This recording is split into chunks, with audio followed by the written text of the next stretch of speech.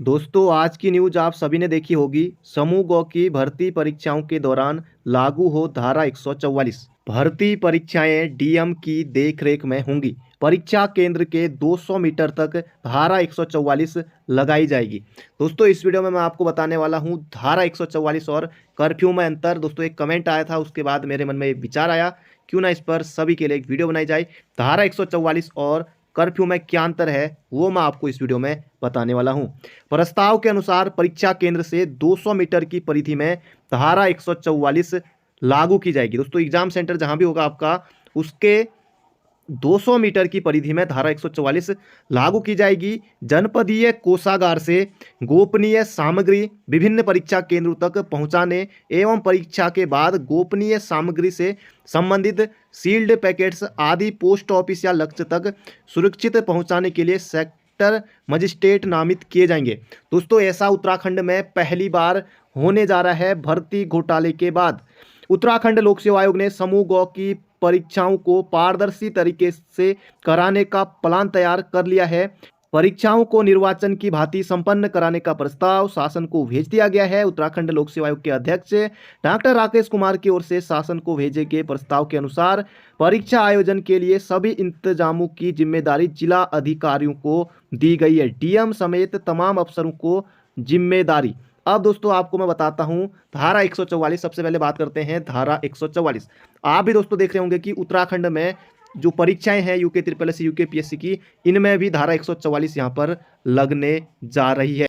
कई लोगों को लगता है कि धारा 144 सिर्फ दंगों पर लगाई जाती है, लेकिन ऐसा नहीं है। आप देख ही रहे हैं कि उत्तराखंड में भी परीक्षाओं में धारा 144 लगने वाली है।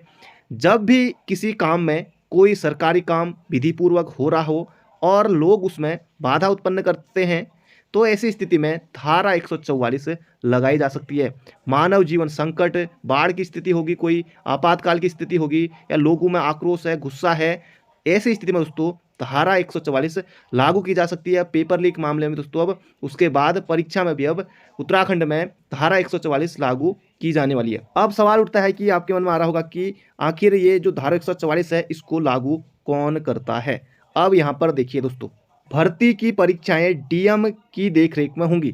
तो दोस्तों धारा 144 डीएम या एसडीएम दोस्तों ये लागू कर सकते हैं। ये सिर्फ 2 माह के लिए धारा 144 लागू करने का आदेश दे सकते हैं। वैसे दोस्तों परीक्षाओं में सिर्फ परीक्षाएं एक ही दिन की होती हैं, तो एक ही दिन के लिए रहेगा। अगर दोस्तों 6 महीने के लिए धारा 144 लगानी हो तो जो भी राज्य सरकार होती है वो दोस्तों इस पर विचार कर सकती है, तभी 6 महीने के लिए धारा 144 लगेगी।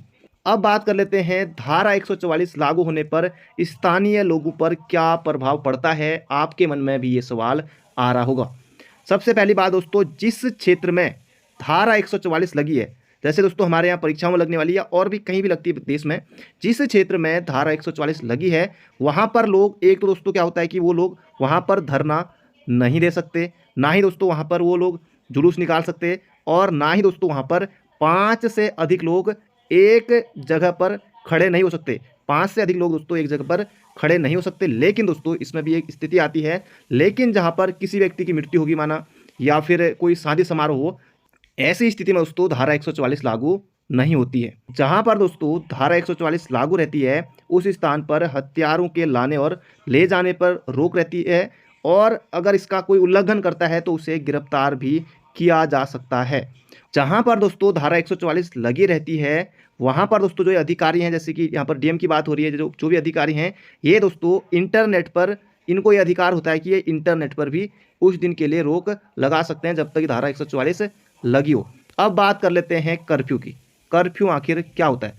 कर्फ्यू भी दोस्तों धारा 144 की तरह ही है। जहाँ पर कर्फ्यू लगा होता है वहाँ पर लोग धरना नहीं दे सकते, जुलूस नहीं निकाल सकते। लेकिन धारा 144 में अभी मैंने आपको बताया कि 5 से अधिक व्यक्ति एक साथ खड़े नहीं हो सकते, लेकिन 4 व्यक्ति, 3 व्यक्ति, 2 व्यक्ति, 1 व्यक्ति आसानी से धारा 144 में घूम सकते हैं। लेकिन कर्फ्यू में आपको कुछ समय के लिए, कुछ घंटों के लिए घर में रहने के लिए आबादी किया जा सकता है कि जिस इलाके में या जिस जगह कर्फ्यू लगा है आप घर से बाहर ना निकलें, उस जगह पर ना जाएं।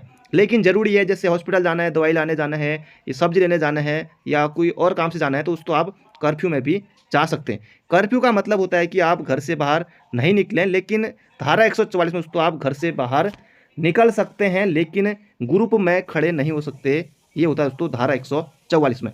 उम्मीद करता हूँ दोस्तों आप समझ गए होंगे, वीडियो आपको पसंद आई होगी और आप इस वीडियो को और लोगों को भी शेयर करेंगे। मिलते हैं बहुत जल्दी एक नई वीडियो में। Thank you friend, thank you so much. बहुत जल्दी आपकी परीक्षाएं होने वाली हैं। अब परीक्षा में दोस्तों पहली बार आपको देखने को मिलेगा परीक्षा केंद्र के 200 मीटर तक धारा 144 लगाई जाएगी। तो बिल्कुल दोस्तों आप तैयारी कीजिए, एग्जाम हॉल में जाइए अच्छे मन से, पेपर आपका जरूर से निकलेगा और तब तक घर में खूब मेहनत खूब पढ़ लीजिए। मिलते हैं बहुत जल्दी एक नई वीडियो में। Thank you friend, thank you so much.